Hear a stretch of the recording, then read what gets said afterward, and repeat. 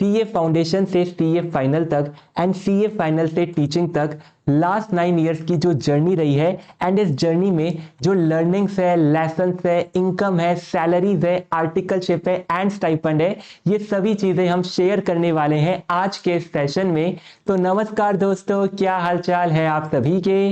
मैं हूं CA Rohit चीपड़ and स्वागत है आपका हमारे आज के इस फन सेशन में, जहां पर मैं आपके साथ अपनी सीए जर्नी शेयर कर रहा हूं 2017 से 2025 तक as a CA student and as a CA member मेरी जो सीए जर्नी रही है। एंड इस सीए जर्नी में मैंने जो मिस्टेक्स करी है वो मैं आपके साथ शेयर करूंगा, ताकि वो मिस्टेक्स आप अपनी जर्नी में ना करें, एंड जो चीजें मैंने सही करी है वो भी आपके साथ शेयर करूंगा, ताकि आप एकदम मोटिवेटेड रहे एंड राइट डायरेक्शन में एफर्ट्स करते रहें। तो चलते हैं, स्टार्ट करते हैं मेरी सीए जर्नी को। सो 2017 में स्टार्ट होती है मेरी सीए जर्नी। 2017 में मैंने अपनी क्लास 12 कंप्लीट करी थी एंड सीए फाउंडेशन के एग्जाम के लिए अपीयर किया था जून 2017 में। मेरे टाइम पर सीए फाउंडेशन की जगह सीए सीपीटी एग्जाम हुआ करता था, जो कि कंपैरेटिवली थोड़ा इजी एग्जाम था, जिसमें मैंने 92% मार्क्स सिक्योर किए थे एंड टॉप 10 के अंदर मेरा रैंक था। सीए फाउंडेशन जिस साल में मैंने कंप्लीट किया, इस साल में मेरी इनकम थी 10,000 पर एनम की। अब इस 10,000 पर एनम की जो इनकम है, इसके पीछे छोटी सी स्टोरी है, क्विकली आपको एक्सप्लेन कर देता हूं। तो मैंने अपनी क्लास 12 कंप्लीट करी थी केंद्रीय विद्यालय से। केंद्रीय विद्यालय के अंदर एक सिंपल सा रूल था कि अगर आपने टॉप 5% या टॉप 10% में स्कोर किया है तो आपको 5,000 का कैश प्राइस मिलता है। तो क्लास 12 में मैंने 94% मार्क्स सिक्योर किए थे एंड मैं टॉप 5 या 10% में था, तो 5,000 रुपीज का कैश प्राइस मुझे मिला था। एंड सीए फाउंडेशन के अंदर मैंने जो 92% मार्क्स सिक्योर करे थे, इसकी वजह से मुझे अपनी कोचिंग इंस्टीट्यूट ने 5,000 रुपीज का कैश प्राइस और दिया था। तो 5,000 मुझे क्लास 12 में मिले एंड सीए सीपीटी में 5,000 और मिले। टोटल 10,000 की इनकम बनी थी मेरी 2017 के अंदर। तो हर ईयर की इनकम भी मैं आपको बताने वाला हूं कि हर साल मैंने कितनी इनकम कमाई है। 2017 के बाद 2018 में मैंने अपना सीए इंटरमीडिएट का एग्जाम दिया एंड फर्स्ट अटेम्प्ट के अंदर ऑल इंडिया रैंक 18 के साथ अपना सीए इंटरमीडिएट का एग्जाम कंप्लीट किया।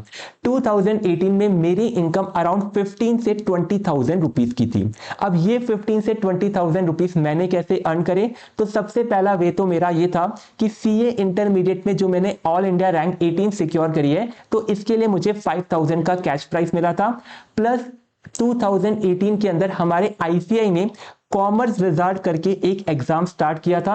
तो कॉमर्स विजार्ड एग्जाम के अंदर मैंने एनरोल किया था, वहां पर भी मुझे कुछ कैश प्राइस मिला था, वहां पर मेरा टॉप 100 के अंदर कुछ रैंक था।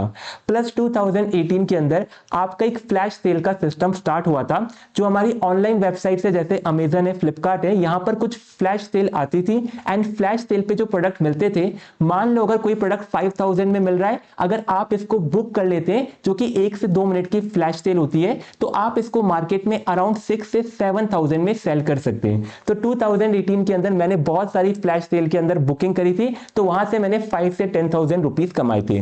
तो ओवरऑल 15 से 20,000 की इनकम मेरी 2018 के अंदर थी। 2018 के बाद 2019 आता है, जहां पर मैंने अपनी आर्टिकलशिप स्टार्ट कर दी थी पीडब्ल्यूसी के अंदर। पीडब्ल्यूसी आपके बिग 4 का पार्ट है एंड जब मैंने अपनी आर्टिकलशिप स्टार्ट करी थी पीडब्ल्यूसी में, तब 3 साल की आर्टिकलशिप हुआ करती थी। फर्स्ट ईयर का स्टाइपेंड था 10,000 पर मंथ, सेकेंड ईयर का था 15,000 एंड थर्ड ईयर का था 20,000 पर मंथ। तो ये हमारे तीनों साल के स्टाइपेंड थे। 2019 मेरा फर्स्ट ईयर था, तो 10,000 पर मंथ के स्टाइपेंड के अकॉर्डिंग 1,20,000 पर एनम की इनकम थी।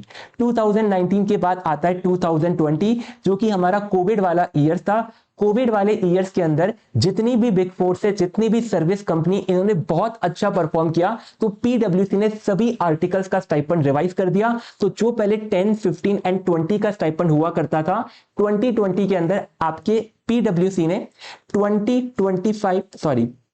20 एंड 25,000 का स्टाइपेंड कर दिया। तो 2020 जो कि मेरा सेकंड ईयर था, इस ईयर में मुझे 20,000 पर मंथ का स्टाइपेंड मिल रहा था। तो अराउंड 2,40,000 पर एनम की इनकम थी 2020 के अंदर। 2020 के अंदर आर्टिकलशिप के साथ साथ ही मैंने अपना बीकॉम एग्जाम भी क्लियर कर लिया था एंड सीएफए लेवल 1 भी क्लियर कर लिया था।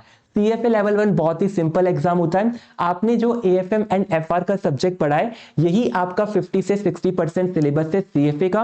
तो अगर आपका इंटरेस्ट भी फाइनेंस के अंदर है, स्टॉक मार्केट के अंदर है, इन्वेस्टमेंट बैंकिंग के अंदर है, तो आप भी CFA एग्जाम को अपनी आर्टिकलशिप के साथ कंटिन्यू कर सकते हैं। 2020 के बाद आता है 2021, जो कि मेरा थर्ड ईयर ऑफ आर्टिकलशिप था। थर्ड ईयर ऑफ आर्टिकलशिप आपके केस में नहीं होता है, बट पहले ओल्ड कोर्स में हुआ करता था। थर्ड ईयर ऑफ आर्टिकलशिप सबसे बेस्ट ईयर होता है, क्योंकि इस ईयर के अंदर आपको लीव्स मिलती है अराउंड 5 to 6 मंथ की, एंड इन लीव्स के अंदर आपको स्टाइपेंड मिलता रहता है, जबकि आपको कोई भी काम नहीं करना है। तो थर्ड ईयर के अंदर 5 to 6 मंथ की लीव्स होती है, देन एग्जाम लीव्स होती है। तो अराउंड यहां पर थर्ड ईयर में आपको केवल 2 से 3 महीने काम करना होता है, एंड आपको पूरा स्टाइपेंड मिलता रहता है। थर्ड ईयर का स्टाइपेंड था PwC में 25,000 का। तो थर्ड ईयर में केवल 2 से 3 महीने मैंने काम किया होगा और 3 लाख पर एनम का स्टाइपेंड मुझे मिला था। 2021 के अंदर ही मैंने अपना CA फाइनल का एग्जाम अपीयर किया। मई 21 में एग्जाम होने वाला था, बट कोविड की वजह से जुलाई 21 में एग्जाम हुआ। जुलाई 21 के एग्जाम के अंदर मैंने ऑल इंडिया रैंक 17 सिक्योर किया था। तो यहां पर मेरा CA फाइनल क्लियर होता है, एंड CA फाइनल क्लियर करने के बाद बहुत सारे स्टूडेंट्स का रिक्वेस्ट आ रहा था, जो कि डेली बेसिस पर मुझसे स्ट्रैटेजी पूछते थे कि सर आपने ऑडिट कैसे किया, FR कैसे किया, AFM कैसे किया। तो मैं सभी स्टूडेंट्स को गाइड करता रहता था। सेम चीज मुझे बार बार रिपीट करनी पड़ती थी, तो मैंने सोचा कि जब मैं सेम चीज स्टूडेंट को बार बार अलग अलग स्टूडेंट्स को बता रहा हूं, 1 to 1 गाइड कर रहा हूं, इससे बढ़िया यूट्यूब के ऊपर स्टूडेंट्स को गाइड करना स्टार्ट करते हैं। तो 2021 में मैंने अपना खुद का यूट्यूब स्टार्ट किया था, एंड स्टूडेंट्स को गाइड किया था अपने एक्सपीरियंस के बेसिस पर कि मैंने किस तरह से प्रिपेयर करा है एंड आपकी स्ट्रेटेजी क्या होनी चाहिए।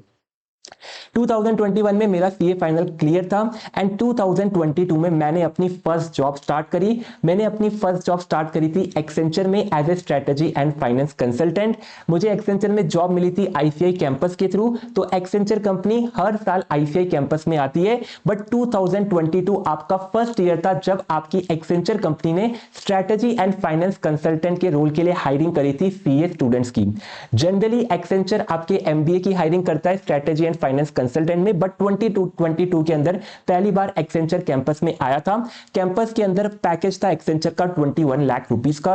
तो एक्सेंचर मैंने ज्वाइन की 2022 के अंदर as strategy and finance consultant, और इसी ईयर मैंने अपना CFA लेवल 2 भी क्लियर किया था। CFA लेवल 2 अगेन बहुत सिंपल एग्जाम है। अगर आपने CA क्लियर कर लिया है तो लेवल 2 आप इजीली क्लियर कर सकते हो। अराउंड 40 से 50% पासिंग क्राइटेरिया रहता है।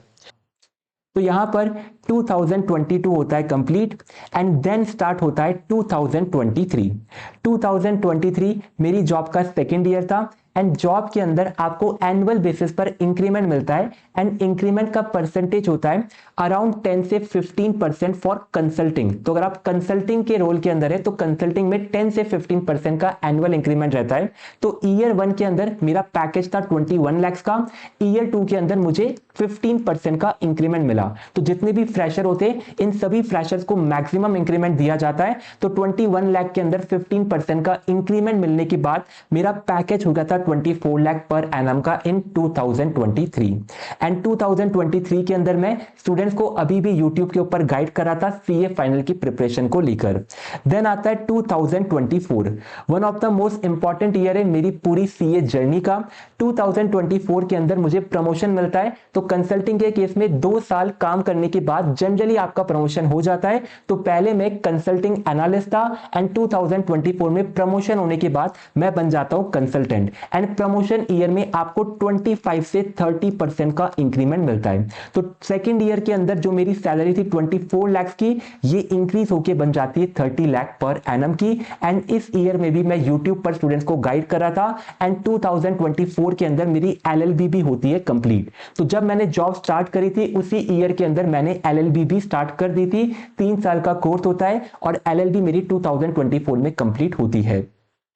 एंड 2024 में एक और इंपॉर्टेंट चीज होती है, जो मैं स्टूडेंट्स को यूट्यूब पर गाइड कर रहा था उसकी रीच बहुत ज्यादा बढ़ जाती है। बहुत अच्छे नंबर ऑफ सब्सक्राइबर यूट्यूब पर हो जाते हैं, एंड बहुत अच्छे व्यूज उस पर आने लगते हैं। तो कुछ ऑनलाइन एजुकेशन प्लेटफॉर्म ने मुझे कॉन्टेक्ट किया, और उन्होंने मुझे ऑफर किया कि आप हमारे प्लेटफॉर्म पर AFM पढ़ाइए। तो मैंने 2024 के अंदर AFM पढ़ाना स्टार्ट किया ऑन पार्ट टाइम बेसिस। तो जॉब के साथ साथ मैं यहाँ पर टीचिंग भी कर रहा था।